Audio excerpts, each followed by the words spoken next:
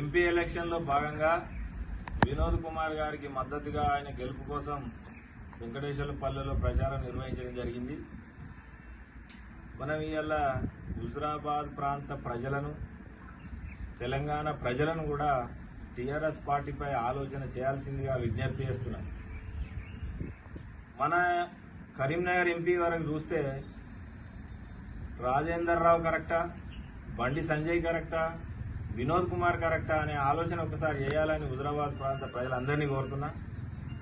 ఎందుకంటే ఒకసారి ఈ టీవీలు వీడియోలు మీరు అందరూ చూస్తారు. బండి సంజయ్ ఉన్నాడు, ఆయన రాముని పేరు చెప్పుకొని ప్రచారం చేసుడు తప్ప 5 సంవత్సరాలల్లా 5 రోజులు కూడా మన హుజురాబాద్ నియోజకవర్గాన్ని రాని సంఘటన. మరి ఆయనను మనం ఒకసారి చూస్తే, మీ నాయన ఏం చేస్తాడా అని ఇంటర్వ్యూలు అడిగితే మా నాయన టీచర్ అంటాడు, ఇరిగేషన్ డిపార్ట్మెంట్ అంటాడు. ఇరిగేషన్ డిపార్ట్మెంట్ ఏంది అంటే ప్రభుత్వ ఉద్యోగం అంటాడు. మరి ఆయన పార్లమెంటుకు పోతే మన ప్రాంతం అభివృద్ధి చెందుద్దా ఒకసారి ఆలోచన చేయాలి. మరి కాంగ్రెస్ పార్టీ రాజేందర్ రావుని చూస్తే మా కాంగ్రెస్ పార్టీని ప్రజలు ఆలింగనం చేసుకుంటారంటాడు. కాంగ్రెస్ పార్టీ గెలిస్తే రాహుల్ గాంధీ ముఖ్యమంత్రి అవుతారు అంటాడు. మరి ఈయనేమో నౌకరేంటిదో తెలియదు, ఆయనకో రేపు కాంగ్రెస్ పార్టీ గెలిస్తే రాహుల్ గాంధీ ఏమవుతాడో కూడా తెలియదు. ఇట్లాంటి వాళ్ళు పార్లమెంటులో ఉంటే వీళ్ళు ఏం మాట్లాడతారు, ఏం చేస్తారు అనే విషయాన్ని ఒకసారి మీరు ఆలోచన చేయాలి. ఇలా తెలంగాణ సాధనలో భాగంగా తెలంగాణ సాధించిన 10 మందిలో వినోద్ కుమార్ ఒకడు. వినోద్ కుమార్ గారు ఆనాడు పార్లమెంటులో 2 ఎంపీలు ఉన్నా, 4 ఎంపీలు ఉన్నా అద్భుతమైనటువంటి గలం విప్పి అన్ని పార్టీలను ఏకం చేసి తెలంగాణ సాధన జరగడానికి ముఖ్యుడు ఇవాళ వినోద్ కుమార్ గారు. ఒక్కసారి వినోద్ కుమార్ గారు ఓడిపోతే ఈ ప్రాంతం ఎంతో వెనుకబడిపోయింది. కాబట్టి దయచేసి హుజురాబాద్ ప్రాంత ప్రజలను మేము కోరేది ఏంటంటే, రేపు మళ్లీ తెలంగాణ ప్రాంతం అభివృద్ధి చెందాలన్నా, కరీంనగర్ ప్రాంతం అభివృద్ధి చెందాలన్నా వినోద్ కుమార్ గారిని మనం అత్యధికమైనటువంటి మెజార్టీతోని గెలిపిస్తే తప్పకుండా అభివృద్ధి చెందుద్దని సందర్భంగా మేము తెలియజేస్తున్నాం.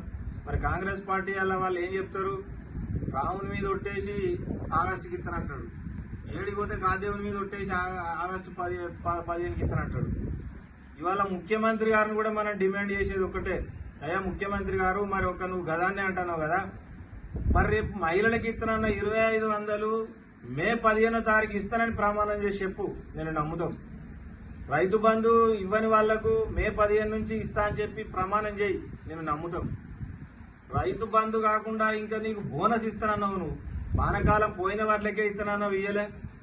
మరి ఈ వాటికి ఇస్తానన్నావు, ఇయ్యలే. మరి ఈ బోనస్ను కూడా 15వ తారీఖు తర్వాత ఇస్తానని ప్రమాణం చేయి, నేను నమ్ముతాం.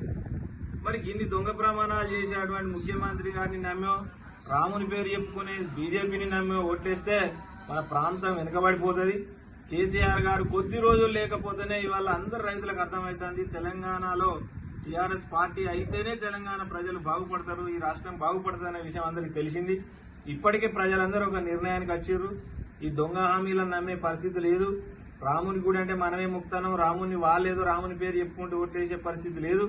కాబట్టి హుజురాబాద్ ప్రాంత ప్రజలందరినీ కోరుకునేది, దయచేసి వినోద్ కుమార్ గారిని అత్యధిక మెజార్టీతోని గెలిపించాలని హుజురాబాద్ ప్రాంత ప్రజలందరినీ మనస్ఫూర్తిగా కోరుకుంటున్నాను. జై తెలంగాణ.